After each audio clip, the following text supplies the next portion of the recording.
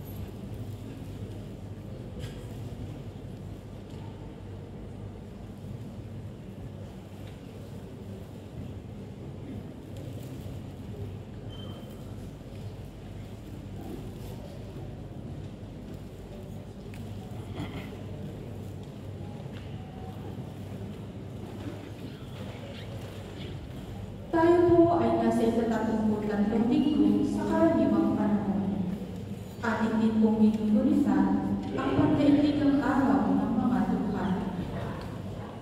Magsitayo ang lahat para sa pagsisimula ng banal na misa.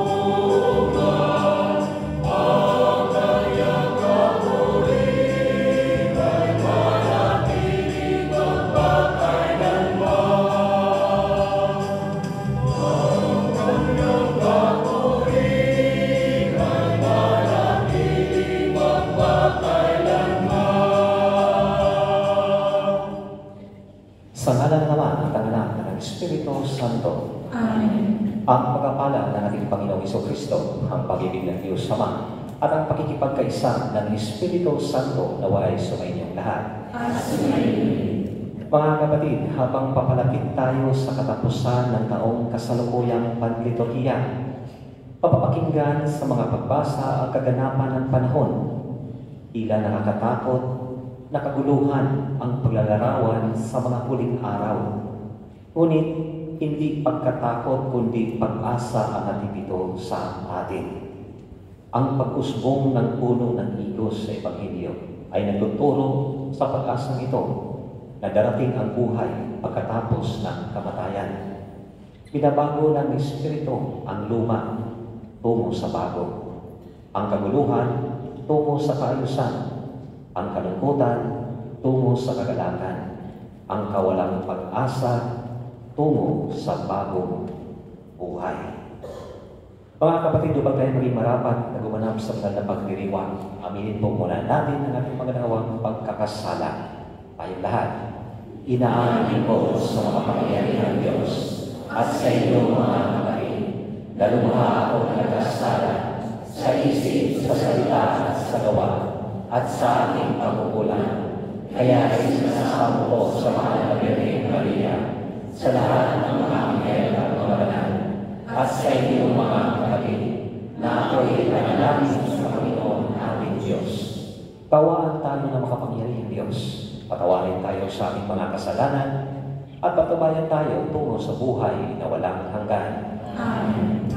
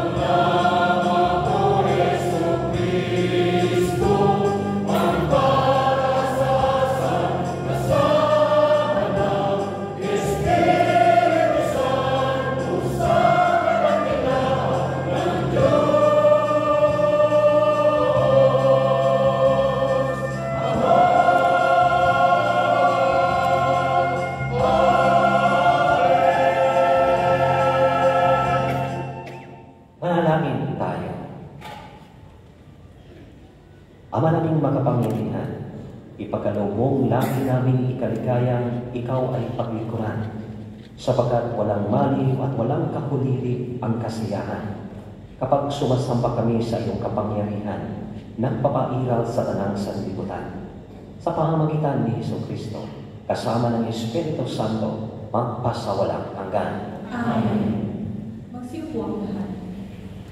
Sa unang bahagi ng pagdiriwang, ang pagpapahayag ng salita ng Diyos. Binibigyan ni Propeta Daniel ng pag-asa ang mga Hudyong lumaranas ng pagkaalipin sa kamay ng mga banyaga, mamamagitan ng Diyos at wawakasan ang kanilang patutusan. Sisimulan ng pagliligtas at pagluluwalhati sa kanilang bayan. Pakinggan natin ang unang pagbasa. Pagbasa mula sa aklat ni Propeta Daniel. Sa pagkakataong yaon, darating si Miguel, ang makapangyarihang bantay ng bansang Israel, at magkakaroon ng matinding kahirapan, hindi pa nangyayari kailanman. Ngunit maliligtas ang mga kababayan ko, ang pangalan ay nakasulat sa aklat ng Diyos. Mabubuhay ang marami sa mga namatay sa lahat ng panig ng daigdig. Ang iba'y sa buhay na walang hanggan, at ang iba'y sa kaparusahang walang hanggan. At yaong may pagkaunawa at umakay sa marami tungo sa kapulihan, ay nagmimili na parang tala sa kalangitan kailanman. Ang salita ng Diyos. Salamat sa Diyos. Salmo 2. Diyos ko, ang aking dalangin, ako'y iyong tangkilitan. Diyos ko, ang aking dalangin, ako'y iyong tangkilitan. Ikaw lamang, Panginoon, ang lahat sa aking buhay. Ako'y iyong tinutugon sa lahat kong kailangan. Ang biyayang tulog mo ay kahanga-hangang buhay. Nababatid ko na ika'y kasama ko oras-oras sa piling mo, kailan may hindi ako matitingan. Diyos ko, ang aking dalangin, ako'y iyong tangkilitan. Kaya't ako'y nagtitiwag, ang diwa ko'y nagaganap. Ang lagi kong nadaramay, hindi ako matitingan. Pagkat di mo tutulutang, ang mahal mo ay malaga sa balon ng mga patay upang doon ay maalis. Diyos ko, ang aking dalangin, ako'y iyong tangkilitan. Ituturo ko ang landas, ang buhay ang aanuhan. Sa piling mo'y madarama ang lumos na kagalakan. Ang tulong mo'y nagtutulong ng higaya ng walang hanggan. Diyos ko, ang aking dalangin, ako'y iyong tangkilitan. Sapat na ang minsanang paghahandog ni Kristo ng kanyang sarili para sa kapatawaran ng ating mga kasalanan. Tanging ang wakas na lamang ng panahon ang ating hinihintay upang maging lubos na ang kaligtasang handog niya. Pakinggan natin ang ikalawang pagbasa. Pagbasa mula sa sulat sa mga Hebreo. Bawat saserdote ay nakatayong naglilingkod araw-araw at naghahandog ng iyon at yung mga hain. Subalit hindi makapapawi ng kasalanan ang mga hain iyon. Ngunit si Kristo ay minsan lamang naghandog dahil sa mga kasalanan at iyo'y sapat. Pagkatapos, lumublog siya sa kanan ng Diyos at naghihintay siya roon hanggang sa lubusang masupurit sa kanya ng Diyos ang kanyang mga kaaway.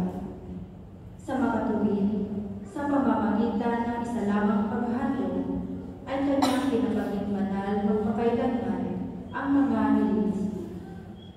Sapagkat ipinatawad na ang mga kasalanan, hindi na kailangan pang maghandog dahil sa kasalanan. Ang salita ng Diyos. Salamat sa Diyos. Magsitayo ang lahat.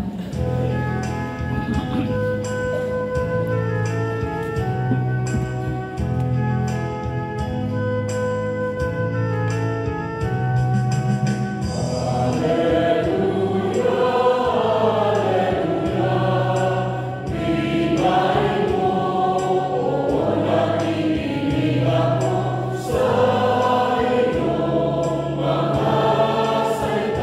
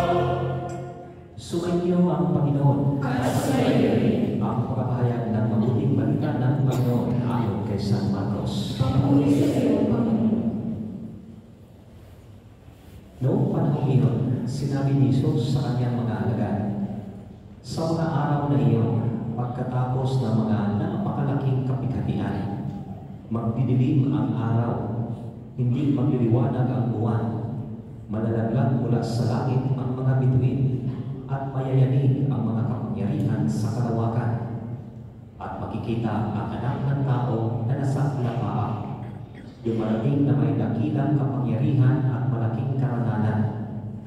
Susuguin niya ang kanyang mga anghel sa apat na panig ng daigdig at titipunin nila ang mga hiliran ng Diyos mula sa lahat ng dako. Unawain ninyo ang aral mula sa puno ng igos. Kapag sumisipot na ang mga dahon sa sanga nito, alam ninyong malapit na ang tag-araw. Gayon din naman, kapag nakita ninyo nangyayari na ang mga bagay na ito, malalaman ninyong malapit na ang panahon ng pagpaparito niya, nagsisimula na.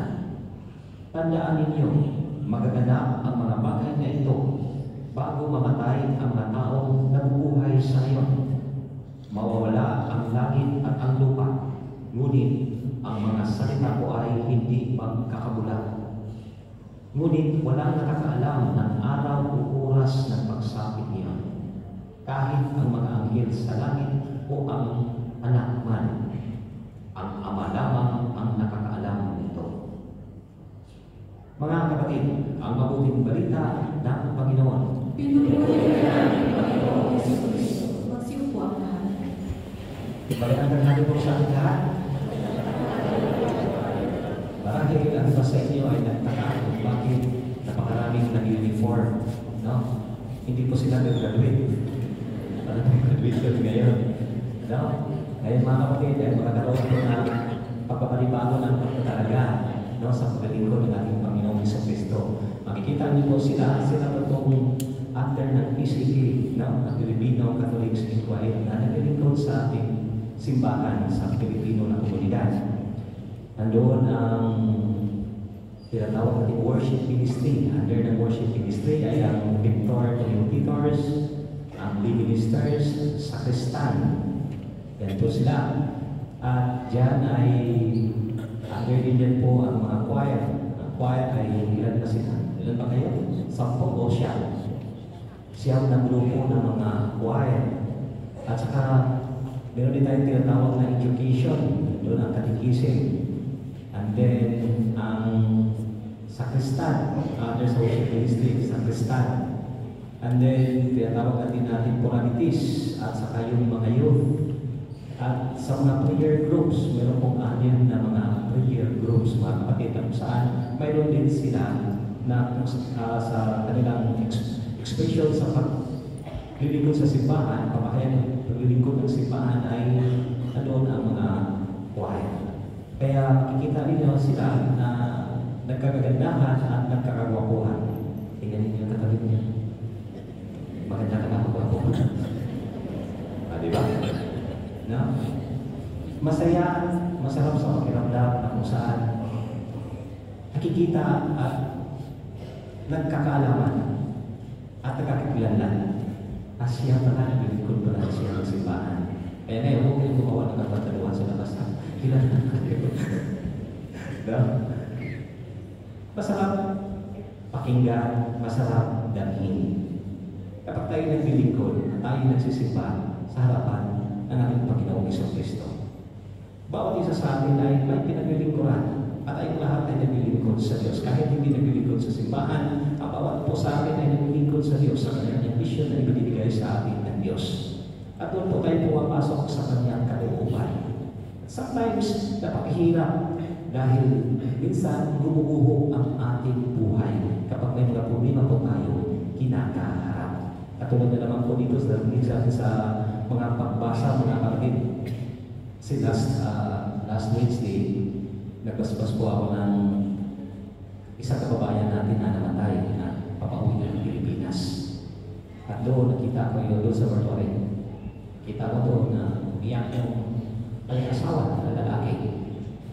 Nandun yung mga kaibigan, kamag-anak, nandun din po yung isang anak. At naalala ko yung habang naghahanda po ako sa humilya ko, naalala ko yung binabasa ko. Binabasa ako na isang tatay na namatayan ng kanyang kaysa isang anak pagkatapos na nauna namatay ang kanyang asawa. So, pati dapok talaga ang nangyayari ito. Ano ba ito? Coincidence na ba? Na nabasa ko lang yun. Tapos ito nangyayari talaga sa totoong buhay. Nababasbas ko ako sa isang mga babayan natin na masaya pumunta dito. Tapos malungkot. No? Ang mga naiwan dito at pamauwi na sa Pilipinas. Andun yung bighati ng ama. Andun yung pait na kanyang naranasan at nararamdaman. Walang ganang kumain. No? Ayaw magipag-uusap. Kahit anong tawag ng mga kaibigan, kamag-anak at barkada para ibalik yung dating sigla ng kanyang buhay ay ayaw na talaga dahil wala na siya asawa at wala na siyang anak. But dito, kikita natin na tayong lahat talaga ay papasok sa buhay na ito. Dahil ang mga pagbasa na ito ngayon, ito tutukoy sa atin na tayong lahat ay tinatawag sa pagninilay sa isang katotohanan na for sure mangyayari sa buhay ko natin. At ang tatlong pagbasa na ito ay tumutukoy sa buhay ng bawat isa sa atin kung ano ang mangyayari sa mundo. No? Marami tayong napapakinggan at nababasa ng mga balita, gera, iba't ibang katastrofe sa iba't ibang bansa. No? Marami ang namamatay, mga bata, mga matanda, walang kabuang-buwang, nonsense war, na pagkagawa ng mga iilan na makapangyarihan sa taas na walang pinahinitingnan kung ano ang bagyo ng buhay. Nakakalungkot mga kapatid, huwag matatapos ang mundo na ito. O tayo lang po ba matatapos ito? Ang bawat buhay natin na may mundo po tayo ang matatapos. Kaya ang tanong po dito, ano po ang mangyayari sa mundo? Kung ito po ang ating nababasa na pakinggan, nakakatakot. Kung palito sa Ebanghelyo, na ang kalawagan ng araw ay magdidilim, hindi na magliliwanag. No? Magdidilim at ang buwan na kung saan kukuha ng liwanag ng araw ay wala na, madilim na rin. At ang mga bituin sa langit ay unti-unting makukulong. Bakit? Nayayanig ang kapangyarihan na kumahawak sa kalawakan. Biruin mo yan? No? Kung anong mangyayari sa atin. Kaya, tinatawagan po talaga tayo na talagang mayroong buhay after this life. Hindi po ito ang totoong buhay sa hinaharap. Sa kasalukuyan na nandito tayo ngayon, o-orientan po ito. Pero after this life, meron po totoo. Kaya sa huli, no? Sa huli, ay we have to accept our mortality. We cannot prevent aging, we cannot prevent dying, and even death. Hindi po natin yan mahahandlanan. It will come. It will end. Madudugtungan man ang ating buhay dahil meron kang kapangyarihan dahil sa pera, magpapaka-stem cell, mayroon kang bayad sa magaganda malalaking hospital, pero ang realidad ay it has an end. Mayroong huli. Mayroong katapusan. At kailangan na kung magkakaroon po tayo ng pagkakataon na mapapahaba-haba, madugtungan yung araw, dahil ang buhay naman talaga, hindi naman talaga madugtungan hanggang kailan. Pero ang araw, dahil sa meron po kayong kakayanan, meron tayong kakayanan, madugtungan. And we have to come to quality of life. Because life is so short. Maiksi naman po ang buhay mga kapatid. And we have to come to the quality time of life. Sabi nga ni Lao Tzu, a journey of 1,000 miles begin with single step. And that single step, mga kapatid, we have our freedom to choose what kind or what way of life, Epicurean life or Christian life. Kung Epicurean life ang ating susundin, nandoon yung buhay na kung saan. Let's eat, let's drink, let's be merry, let's be happy. Anyway, at the end, mamamatay naman tayo, kaya magsasakay yung lahat dito. No? Yan ang Epicurean way of life. Pero on Christian life, love. And that is the preparation for eternal life. Napakahirap mga kapatid. Dahil sa pagmamahal, nandoon yung bigat din sa mga problema ang ating naranasan, naramdaman at ating nakasalamuhan. Hindi po talaga tayong excuse sa mga pagsubok na pinapahintulot sa atin ng Panginoong Diyos. This is the purification of our life na kung saan tayo po na karapatan na pumasok sa kaharian ng Diyos. No? Dito natin makikita na kung saan minsan ang buhay natin kapag may problema po tayo, diretso solusyon kaagad. No? Parang mathematic, 1 plus 1 equals 2. Diretso hanapin natin ang solusyon. Pero may mga bagay sa problema sa buhay natin na kung saan walang solusyon. Parang equation of life yung hinahanap po natin. It's a question of, do you know what is the answer of the equation 10 plus 10? What is the answer of that question?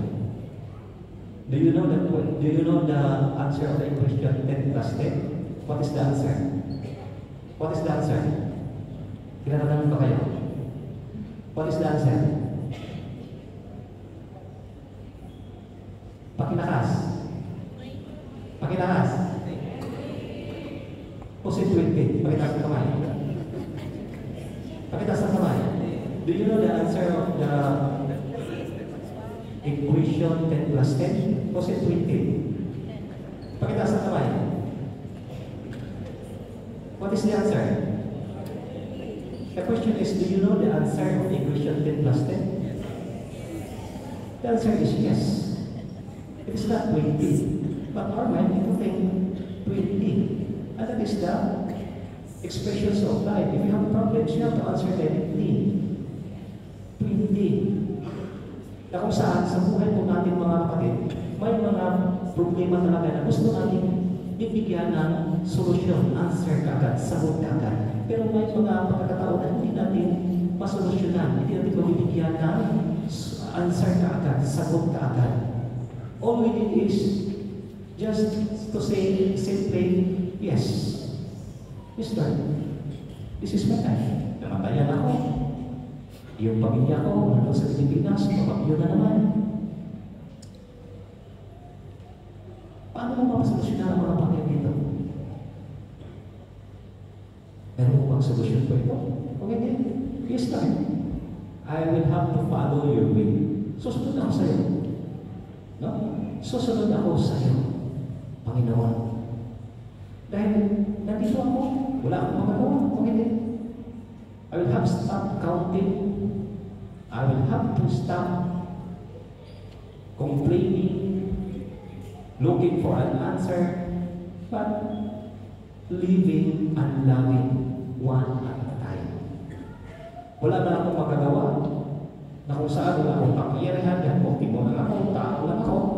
Pero, nandito ako sa harapan mo, nagsusumamo, nagdadasal, na maging okay sila. Na maging okay itong buhay ko ngayon. Na maging okay kami lahat ngayon. At susunod kami sa iyo. At dito mga kapatid, napakaganda na makikita natin ang ating sarili. Dugtungan ko yung question, dugtungan ko yung story kanina, na kung saan hindi na siya nakakain, hindi na siya nakakatulog, hindi na siya wala na siya gana sa buhay niya. As in, parang dugbog na siya. Wala na talaga ang kwentang buhay niya. Minsan, yung tatay na yun, natulog at nanaginip siya. At sa pagtulog niya, napunta siya sa langit. At nakita niya ang mga maliliit na mga bata na nakadamit ng puti na may dalang kanilang may sinti. At nagmamarcha sila papunta sa trono na ang lalaki ay nakaputi ng damit na nakaupo sa trono.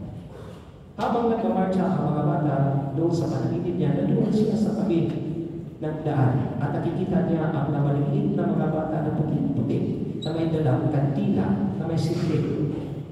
At nakatawag pansin sa kanya ay isang bata na ang kandila ay walang sinti. Habang papalapit doon sa kanyang kinakakayuan, nakita niya na anak pala niya ang may dala ng kandila na walang sinti. At pagkatapat doon sa kanyang kinakakayuan, hinawakan niya ang anak niya at tinanong niya, bakit walang sinti ang iyong kandila na? At nagsagot ng bata, Walang sindi ang kandila ko, Papa. Ang kandilang dala ko ay walang sindi dahil sa bawat patak ng luha ko, ito ay napupunti. Nagising siya, nakita niya kanyang sarili, ngumiti siya, tumayo siya, tumulong sa iba, nagpapatawad, at sa huling oras na buhay niya, ay ginawa niya makalunan.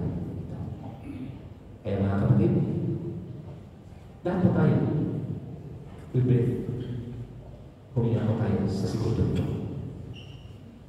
At ang susunod na bawat segundo oras panahon ay mga araw natin. Let's make the difference. Gawin natin maging kapagkat. Amen.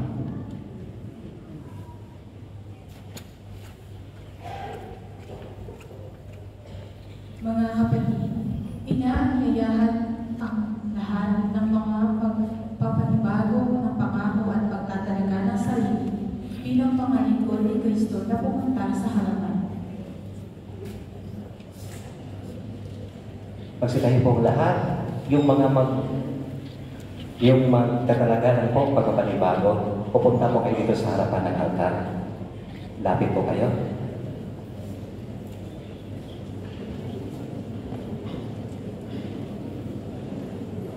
Akyat po ang iba.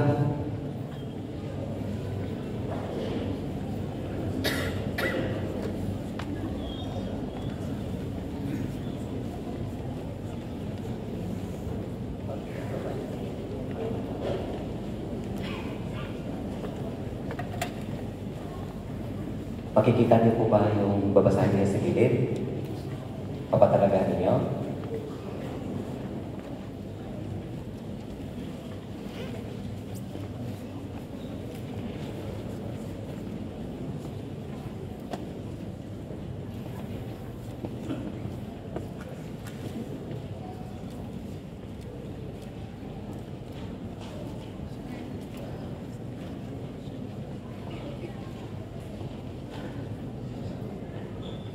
Okay.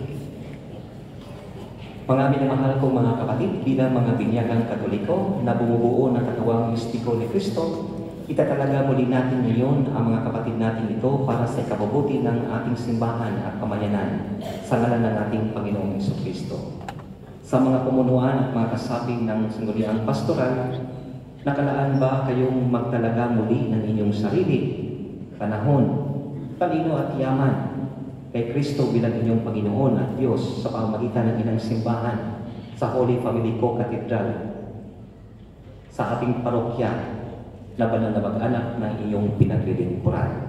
Oo, Padre, nakalaan po kami. Kung gayon, mga kapatid, kung nagpapahayag ng kagandahang maglingkod, handa ba kayong magbata ng sakripisyo at gampanan ng walang pasubali ang mga maiaatas na gampanin sa inyo ng may katatagan at pitagan? Opo, Padre, muli ko gagampanan ng buong puso ang aking gampanin bilang sa akin. Maipapangako ba ninyong patuloy kayong magiging tapat sa inyong mga pagganap ng inyong mga gampanin ng buong puso, buong isip, salita at gawa ng walang pagdududa at alinlangan? Opo, Padre, nangangako kami. Ama naming makapangyarihan, basbasan mo at tingapin ang iyong mga lingkod na ngayon ay nagtatalaga muli ng sarili para makapaglingkod sa iyong simbahan at upang makamit ang mga biyayang espiritual. Ipagkaloob mo na sa pamamagitan ng mga pangako ng iyong anak ay kanilang makamtan at ng sambayanan ang mga biyayang inaasam-asam. Hinihiling namin ito sa pangalan ng iyong anak na si Jesucristo na nabubuhay at naghahari kasama ng Espiritu Santo ngayon at magpasawalang hanggan. Amen.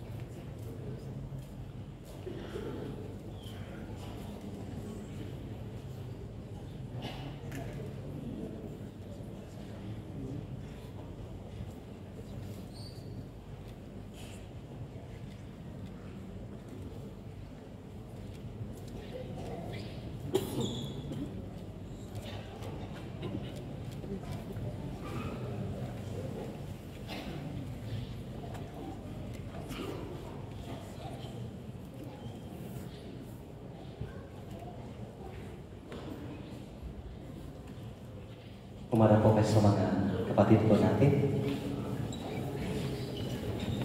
Mga kapatid, iniharap ko po sa inyo mga lingkod sa ating simbahan. Palapakan natin sila.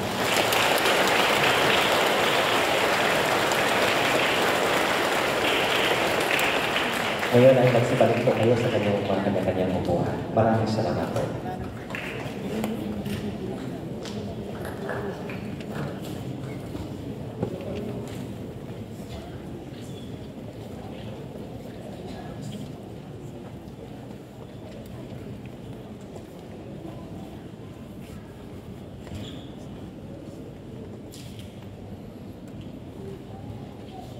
Magsitayo po ang lahat at ipahayag natin ating pananampalataya. Sumasampalataya ako sa Diyos na mga makapangyarihan sa lahat na may gawa ng langit at lupa. Sumasampalataya ako kay Jesucristo, iisa na lang ng Diyos, Panginoon natin lahat. Nagkatawang tao siya dala ng Espiritu Santo.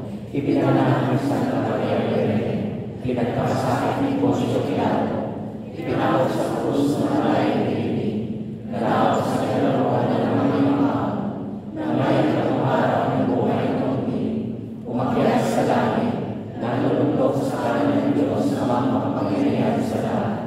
Doon magmumula pag-ito at umupo sa buhay at malayang tao.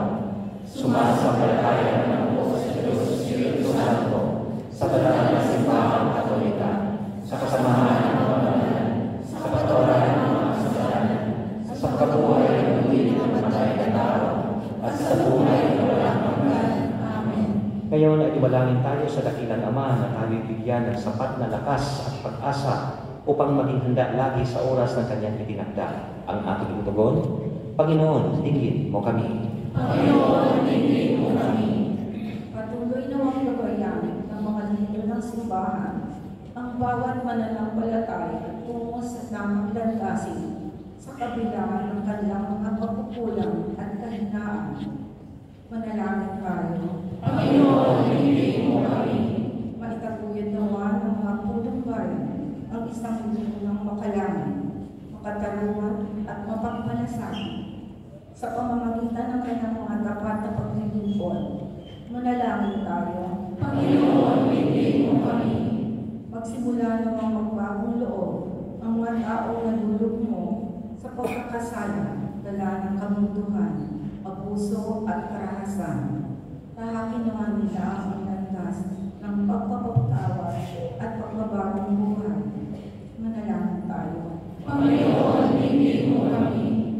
Pag-ilumid mo nawa at bigyan ng pag-asa ang mga taong natulusa, lalo na ang mga dukha. Bigyan mo sila ng sapat na lakas at pag-asang umasa sa iyong walang lumpay na biyaya. Manalangin tayo. Panginoon, dinggin mo kami. Salubungin nawa ng mga anghel at mga banal ang mga kapatid namin pumanan. Manalangin tayo. Panginoon, dinggin mo kami. Sa ilang sandali ng katahimikan, itaas natin sa Diyos ang ating pansariling kahilingan. Gayon din ang mga taong lubos na nangangailangan ng ating panalangin. Manalangin tayo. Panginoon, dinggin mo kami. Panginoon, Ikaw ang aming kanlungan at pag-asa. Hindi mo kaming mga dumudulog sa iyo sa panalangin upang makapamuhay kaming naaayon sa turo ng iyong anak at aming manunubos na si Jesucristong aming Panginoon. Amen. Magsiupo ang lahat para sa ikalawang bahagi ng pagdiriwang ang huling hapon.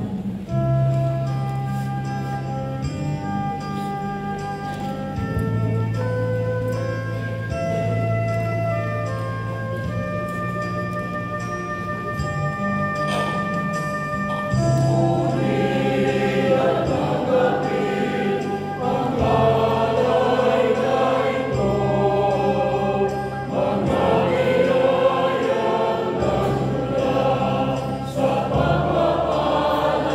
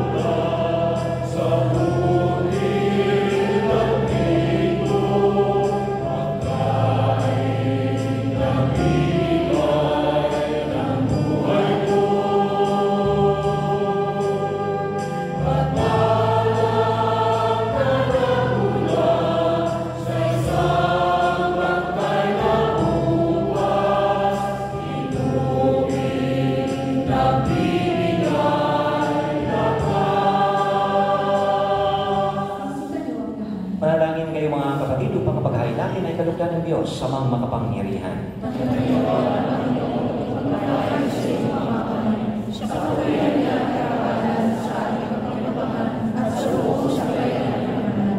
Ama naming lumikha, ipagkaloob mo ang iyong masintahing pagtingin sa aming mga alay upang ang kagandahang loob mo ay aming makamtan at ang bunga ng walang hanggang pakiran ay aming mapakinabangan sa pamamagitan ni Jesucristo kasama ng Espiritu Santo magpasawalang hanggan. Amen.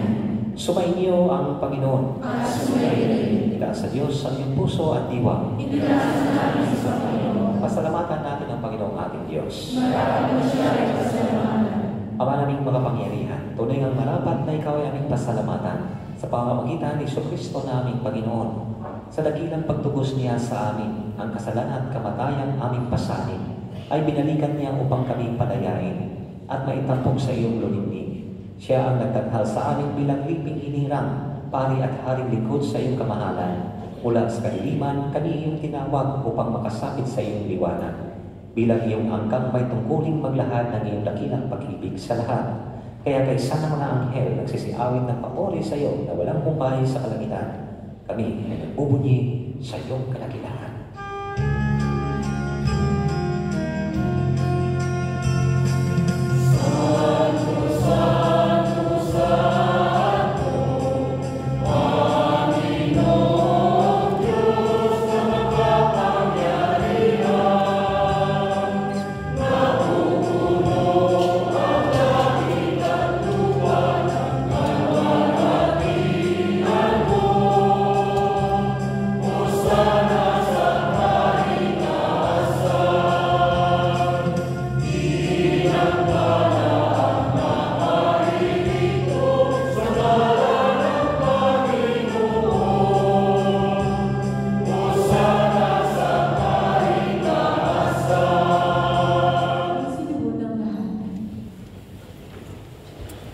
Ama naming banal, ikaw ang bukan ng tanang kabanalan.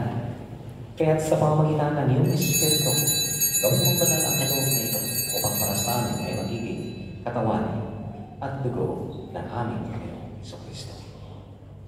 Bago niya pinagtiis ang kusang loob na maging handog, hinawakan niya ang tinapay, pinasalamatan kanya, pinag-ahati-hati niya yon, iniabot sa kanyang mga alagad at sinabi, "Tanggapin ninyong lahat ito at kanin. Ito ang aking katawan na ihahandog para sa inyo."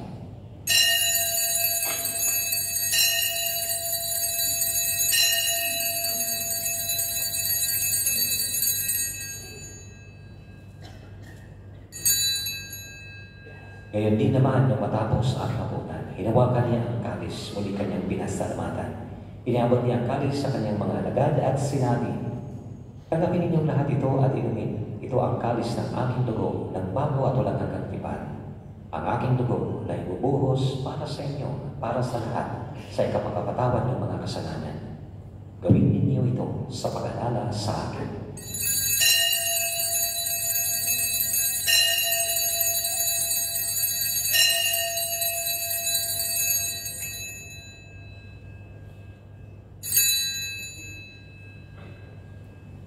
Ipagpuni natin ang misteryo ng pananampalataya.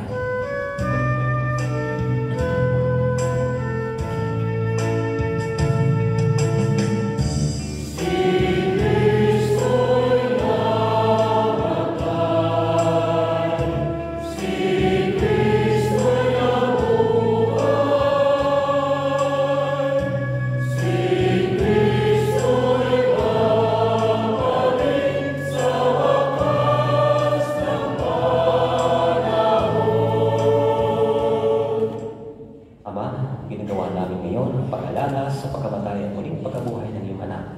Kaya iniaalay namin sa iyo ang tinapay na nagbibigay buhay at ang kalis kakaloob ng kaligtasan. Kami nagpapasalamat dahil kami iyong minarapat na tumayo sa harap mo para maglingkod sa iyo.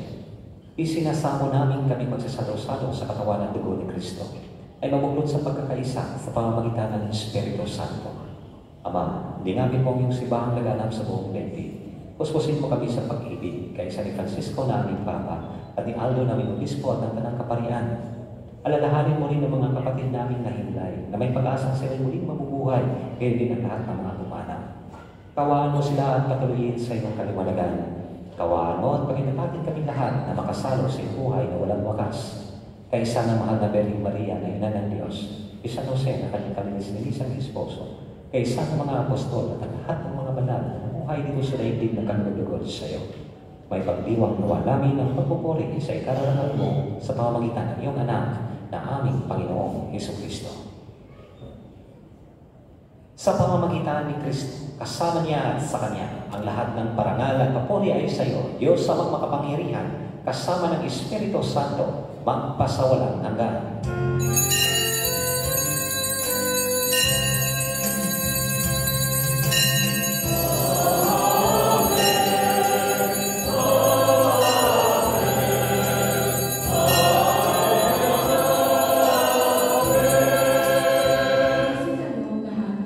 Sa tagubili naman ang magaling na utos sa turo ni Jesus na Panginoon natin at Diyos, ipahayag natin ang lakas loob.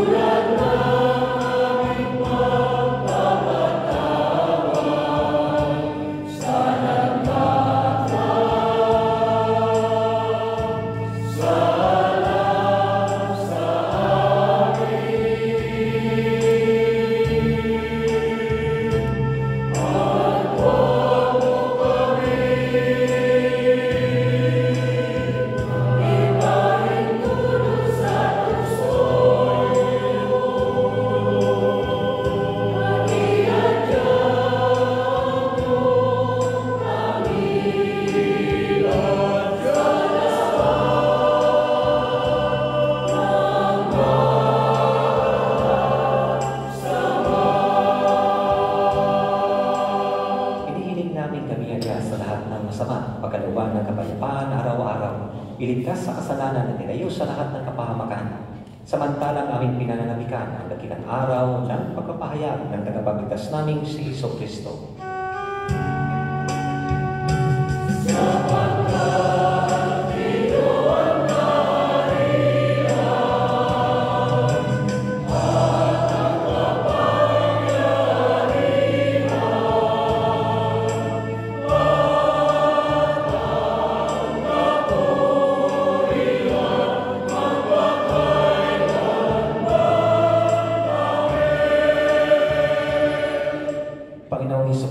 Sinabi mo sa iyong mga apostol, kapayapaan ang iniiwan ko sa inyo, ang aking kapayapaan ang ibinibigay ko sa inyo. Tunghayan mo ang aming pananampalataya at huwag ang aming pagkakasala. Pagkalooban mo kami ng kapayapaan at pagkakaisa ayon sa iyong kalooban, kasama ng Espiritu Santo, magpasawalang hanggan. Amen. Ang kapayapaan ng Panginoon ay laging sumainyo. Amen. Mga kapatid, magbigay po tayo ng kapayapaan sa isa't isa. Peace be with you.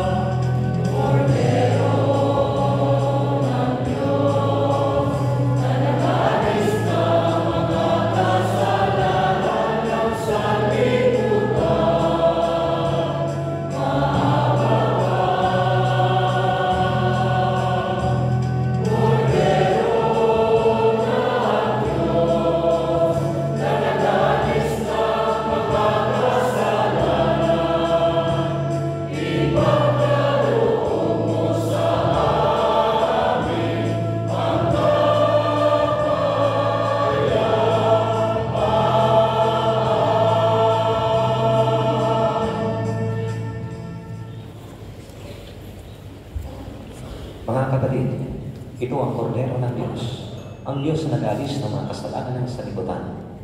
Mapalad tayo nilayahan sa kanyang bigay. Panginoon, hindi ako marapat-dapat na magpatuloy sa iyo. Ngunit sa kasalatan mo lahat ay gagaling na ako.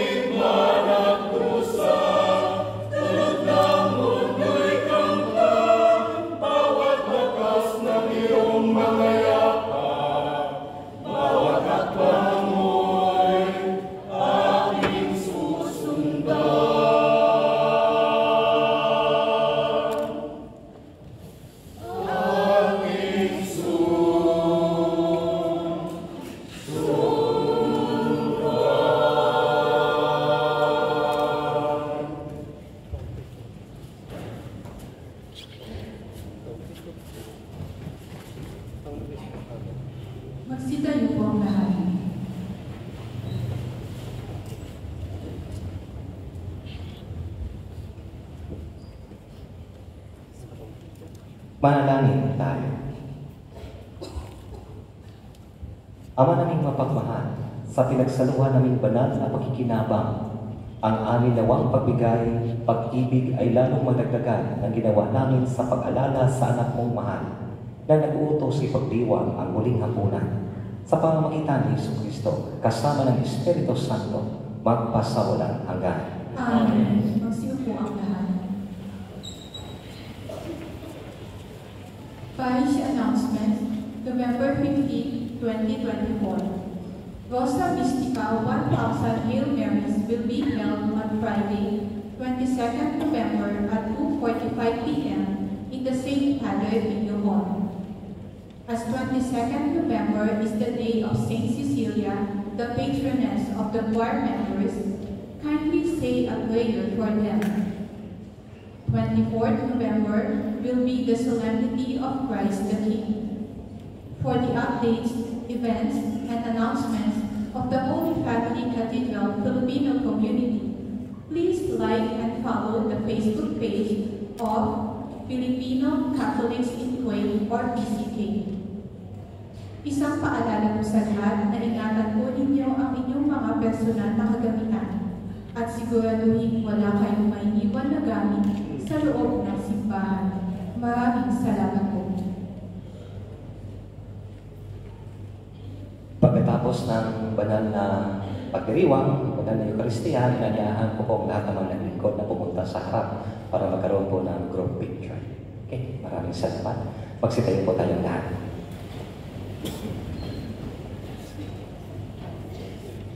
Sumainyo ang Panginoon. Iyo ko ang iyong ulo at nagapit ang pagkapala ng ating Panginoong Jesucristo. May the Lord bless you. May the Lord keep you. May show His face to you and have mercy.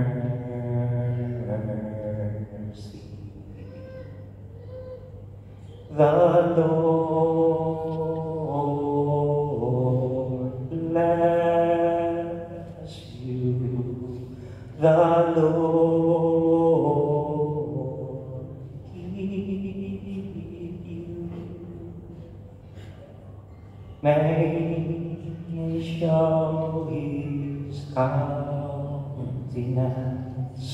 and give you peace. The Lord bless you. At pagpapalain kayo at ang buong pamilya ninyo ng makapangyarihang Diyos Ama at ng Anak at ng Espiritu Santo. Amen. Tapos sa ating banal na pagdiriwang, kumayan kayo na puno ng pag-ibig at kapayapaan ng ating Panginoong Jesucristo.